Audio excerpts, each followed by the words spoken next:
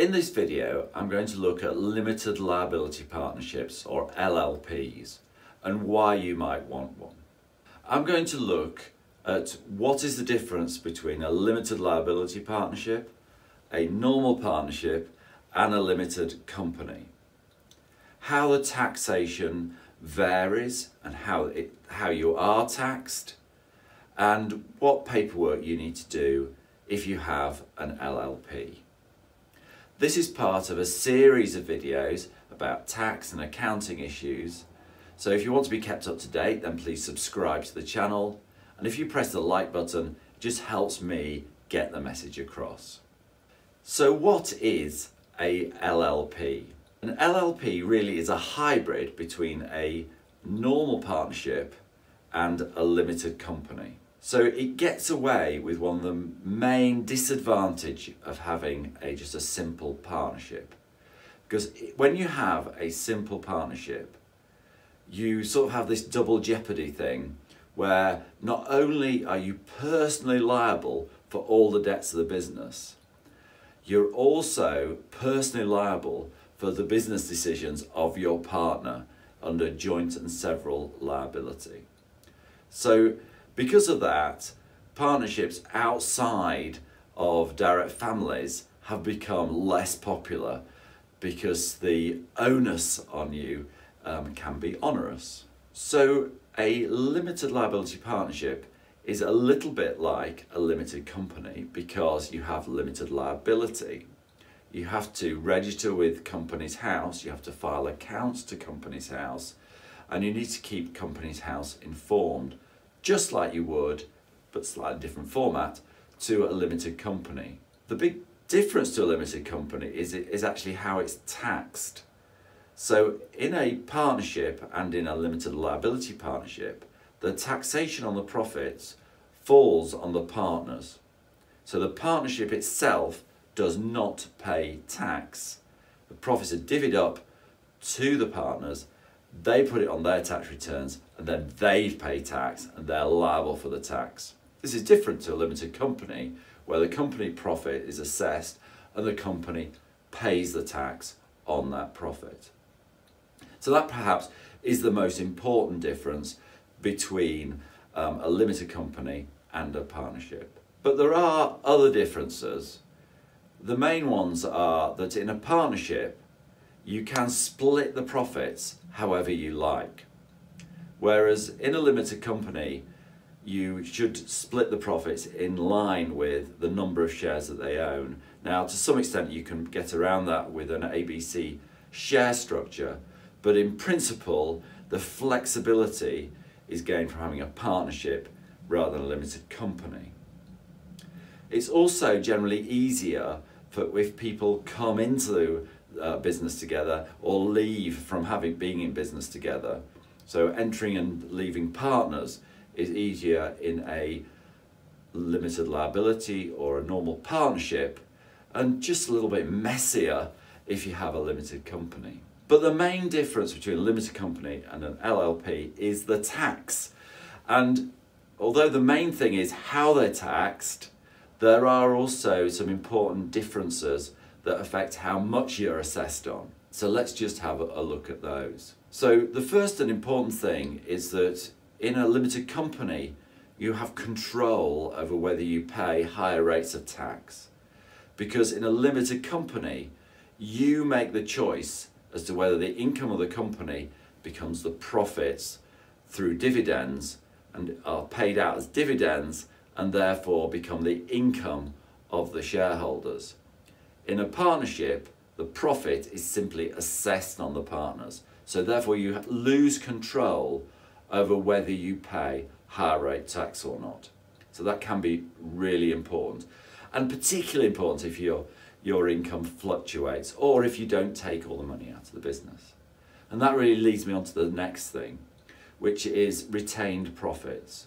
So in a limited company, the retained profits, that's the profit you retained to grow the business, are simply taxed at the corporation tax rate, which at the time of recording was 19%. But in a partnership, all the profits are taxed on the partners, And that might mean that the profits that you retain in the business can be taxed at the highest rates that you pay. So it might be 40%, 45%, high rates of tax. So that makes it really difficult for partnerships to accumulate reserves to grow their business. On a slightly more fun level, cars are treated very differently.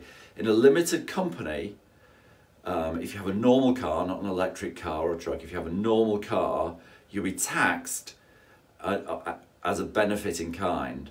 Well, you would with the others, but the tax becomes substantial in a normal car. So you're taxed as a benefit in kind, and that normally means that you don't want the car in the company. But you might want a car in the partnership, because it counts as a part business, part private asset. And that proportion of the car that is used in the business, you can charge the business. Now, that all might sound all very complicated. Basically what it means is that normally in a partnership you pay a lot less tax on your cars than you do if it's in a limited company. And that can change the dynamics, particularly if you like expensive cars that use a lot of fuel. The next thing that I want to look at is directors' loan accounts. Directors' loan accounts can be a bit of a pain in a limited company, if you get an overdrawn director's loan account, it can just be really difficult. It causes me a lot of problems. In a partnership, that just goes away. There's simply never a problem with it. So that can be a difference, and it can make a difference. The other thing that it could just be worth mentioning is if you sell part of the business. So if you have a professional practice, for example, where you're building up the practice, and then there's a bit that you're not sure it doesn't really fit, and you sell that bit off, generally speaking, as a matter of fact, the tax is very different in a limited company to in a partnership. And very often in a partnership, you will be paying less tax overall through selling that part of the business than you would be in a limited company. So there again, being in a partnership can in that case be beneficial. So there's lots of things going on. That's why that's what makes it interesting. Generally speaking, actually, you pay less tax in a limited company, but the company car thing can make a difference. The retained profits can, goes the other way. So there's quite a lot of things that go on. So it does depend on your circumstances. It might just be worth looking at the sort of business that does have a limited liability partnership structure, and probably by far the most common sort is a professional partnership. So why would a professional partnership have an LLP structure? Well, the reason is because you just got to think about what they do. So they often don't retain the profits, so they often take out most of the profits because a professional partnership doesn't have many assets. So they'll take out most of the profits. So therefore the retained profit problem just isn't an issue because they take that anyway. They often have partners leaving and joining the partnership in a large partnership every year. So therefore they want that flexibility and that ease. They don't want you to be buying and selling shares in the company each time that happens.